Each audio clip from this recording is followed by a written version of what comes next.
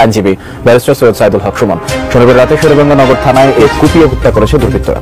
প্রথমত আমি তীব্র নিন্দা জ্ঞাপন করছি এমন ঘটনার জন্য, কারণ আমরা এই যে বর্তমান সরকার গতকাল ছাত্র দল এবং বিএনপি ক্যাডার কর্তৃক আমাদের কুয়েট ক্যাম্পাসের ভিতরে এবং ক্যাম্পাসের বাইরে কিভাবে নৃশংস আক্রমণ করা হয়েছে। স্পট থেকে আরো বেশ কয়েকজন বিএনপি নেতাকর্মীকে আটক করে পুলিশ। ওনারা নিয়ে যেতেছে, আমরা ভয় পাই না, আমরা জিয়ার সৈনিক, ভয় পাই না। দর্শক, থানায় ঢুকে বাবাকে হত্যা, বাড়িতে জোর করে মেয়েকে ধর্ষণ, এমনই ভয়ঙ্কর ঘটনা ঘটল ব্যারিস্টার সাইদুল হক সুমনের সাথে। কিন্তু শেষ পর্যন্ত এর পরিণতি কী হলো? গ্রেপ্তার হলেন বিএনপি ও মহিলা যুবদলের নেতা। তারা কি বলছেন বিস্তারিত দেখবেন আজকের এই ভিডিওতে। দর্শক, ভিডিও চ্যানেলে নতুন হয়ে থাকলে চ্যানেলটিকে সাবস্ক্রাইব করে পাশে রাখা বেল বাটনটি অন করে দিন। এবং বিএনপি ক্যাডার কর্তৃক আমাদের কুয়েট ক্যাম্পাসের ভিতরে এবং ক্যাম্পাসের বাইরে কিভাবে নৃশংস আক্রমণ করা হয়েছে। দেড় শতাধিক শিক্ষার্থীরা আহত হওয়ার পর আমরা আমাদের 6টি দাবি গতকাল রাত্রি আপনাদেরকে জানিয়েছি। আমরা আমাদের প্রশাসনের VC sir, pro VC sir, DSW স্যারদেরকে বারবার আমাদের দাবিগুলো জানিয়ে দাবিগুলো মেনে নেওয়ার কথা বলেছি। আমরা গতকাল রাতে বলেছি আমাদের দাবিগুলো মেনে নেওয়ার আগ পর্যন্ত আমরা ক্লাস বর্জন করলাম। আজকে ওই বর্জনের উপরে গিয়ে কুয়েট অথরিটি ঘোষণা দেয় যে শিক্ষা কার্যক্রম বন্ধ। কুয়েট অথরিটি শিক্ষা কার্যক্রম বন্ধ ঘোষণা করার আগে সাধারণ শিক্ষার্থী ক্লাস বর্জন করেছে। এইখানে তাদের এই ঘোষণা হাস্যকর ঘটনা ছাড়া আর কিছুই নয়। এর পরবর্তীতে আমরা পরের পদক্ষেপ অনুযায়ী কুয়েটের সকল বিল্ডিং ভবন যা আছে সবগুলোকে তালাবদ্ধ করেছি। আমরা আমাদের শিক্ষকদের সাথে কথা বলেছি, VC sir, pro VC sir, DSW স্যারের সাথে বারবার কথা বলতে চেয়েছি, বারবার গিয়েছি, ব্যর্থ হয়েছি। আমরা বলেছি স্যার আমরা একটা সময় দিয়েছিলাম, একটা সময় হয় নাই, আপনাদেরকে 4টা পর্যন্ত দিলাম, আমাদের দাবিগুলো মেনে নেন। মধ্যবিত্তিতে সিন্ডিকেটের মিটিং এর পরবর্তীতে আমাদের যে 6টি দাবি ছিল 6টির প্রথম 5টি আংশিকভাবে মেনে নেওয়া হবে বলে আশ্বস্ত করা হয়েছে, বাস্তবায়ন করা হয় নাই। সময় লিমিটের মধ্যে বাস্তবায়ন করা হয় নাই, আশ্বস্ত করা হয়েছে। এটা কোনোভাবে আমরা সাধারণ শিক্ষার্থীরা চাই না। এর পরবর্তীতে আমরা বারবার চেষ্টা করে ব্যর্থ হওয়ার কারণে বর্তমান সাধারণ শিক্ষার্থীরা কুয়েটের VC sir, pro VC sir এবং ডিএসডব্লিউ স্যারকে বর্জন করছি। বর্তমানে সাধারণ শিক্ষার্থীদের মতে কুয়েটে কোনো ভিসি স্যার নাই, কুয়েটে কোনো প্রো ভিসি স্যার নাই, এমত অবস্থায় কুয়েটের কোনো গার্জিয়ান নাই। আমরা গার্জিয়ানবিহীন 5000 শিক্ষার্থী এখানে দাঁড়িয়ে আছি। সারা বাংলাদেশের মানুষের কাছে বলি, ঊর্ধ্বতন সকল কর্মকর্তার কাছে বলি, আমরা সবাই এখানে আপনাদের দিকে তাকিয়ে আছি যে আপনারা আমাদের সাহায্য করবেন। আমাদের নিরাপত্তা নাই। আমরা কুয়েট ক্যাম্পাসের বাইরে খেতে যেতে ভয় পাই, কিছু কিনতে যেতে ভয় পাই, এই বুঝি আক্রমণ হলো।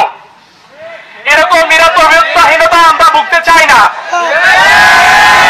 এমন অবস্থায় আমাদের প্রথম আবেদন থাকবে, আমাদের 2 হাত জোড়ে আবেদন থাকবে যে আমাদের নিরাপত্তাটুকু অন্তত নিশ্চিত করুন। সবার আগে আমাদের 6টি দাবি মেনে নেবেন, ঠিক আছে, বাট আমাদের নিরাপত্তা নিশ্চিত করুন। আমাদের বাবা মা আমাদের এখানকে পাঠিয়েছে, আমরা পড়াশোনা করে বের হয়ে দেশের মান, দেশের নাম উজ্জ্বল করব। আমরা নিরাপত্তাহীনতায় ভুগতে চাই না। আমাদের 150 শিক্ষার্থী আহত, তাদের পরীক্ষা চলছিল, তারা কিভাবে আহত হলো এই কুয়েট ক্যাম্পাসে যেখানে VC sir, pro VC sir, DSW sir থাকে? যদি তারা না পারে সাধারণ শিক্ষার্থী কেন তাদের বর্জন করবেন আপনারা বলুন? আমাদের বর্জন করার পরে সকল শিক্ষার্থীর স্বাক্ষরকৃত একটি আবেদন আমাদের মাননীয় প্রধান উপদেষ্টা, স্বরাষ্ট্র উপদেষ্টা এবং শিক্ষা উপদেষ্টার কাছে আজকের মধ্যে প্রেরণ করে দিব। আমরা তাদের কাছে বিনীত অনুরোধ করব এই গার্জিয়ানবিহীন কুয়েটে আমাদের অতি সত্বর VC sir, pro VC sir এবং ডিএসডব্লিউ স্যার নিয়োগ দেওয়ার মাধ্যমে আমাদের ক্লাস শুরু করার জন্য। আমরা ক্লাস ছাড়া বসে থাকতে চাই না। আমরা সকাল থেকে বিকাল এখানে দাঁড়িয়ে থাকতে চাই না। আমরা চাই না সময় নষ্ট করতে, আমরা চাই না সেশন জটে পড়তে, আমরা চাই দ্রুত এখান থেকে বের হতে। আমাদের আজকে পর্যন্ত দর্শক, বিএনপি নেতাদেরকে গ্রেপ্তার করায় তাদের প্রতিক্রিয়া ও তাদের বর্তমান অবস্থা ও পরিচর্যা করে যা জানা গেল আপনারা সকলেই শুনেছেন। এবার আপনাদেরকে দেখাবো যে মেয়েকে ধর্ষণ করলেন। মোহাম্মদপুরে দুই যুবককে কুপিয়ে হত্যা করেছে দুর্বৃত্তরা। আধিপত্য বিস্তারকে কেন্দ্র করে দুই পক্ষের সংঘর্ষে এই ঘটনা ঘটেছে বলে জানিয়েছে পুলিশ। যদিও স্বজনদের দাবি পূর্ব শত্রুতার জেরেই এই হত্যাকাণ্ড। আরো জানাচ্ছেন আরাফাত ইসলাম শুভ।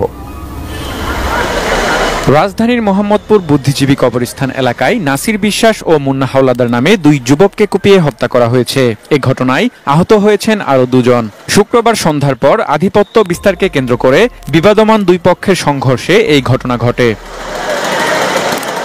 আহত অবস্থায় নাসিরকে ঢাকা মেডিকেল কলেজ হাসপাতালে ভর্তি করা হলে রাত 8:45টার দিকে তার মৃত্যু হয়। অন্যদিকে সোহরাওয়ার্দী হাসপাতালে চিকিৎসাধীন অবস্থায় মৃত্যু হয় মুন্নার স্ত্রীর দাবি পূর্বশত্রুতার জেরেই কুপিয়ে হত্যা করা হয়েছে তার স্বামীকে। যেহেতু আমার হাজবেন্ডের সাথে ওদের শত্রুতা হয়েছে, তো ওই হিসাবে ওরা 50,000 টাকা দাবি করছে। 50,000 টাকা দেওয়া তো আমাদের পক্ষে সম্ভব না। আজকে 50,000 টাকার জন্য আমি আমার স্বামীরাই হারাই ফেলছি।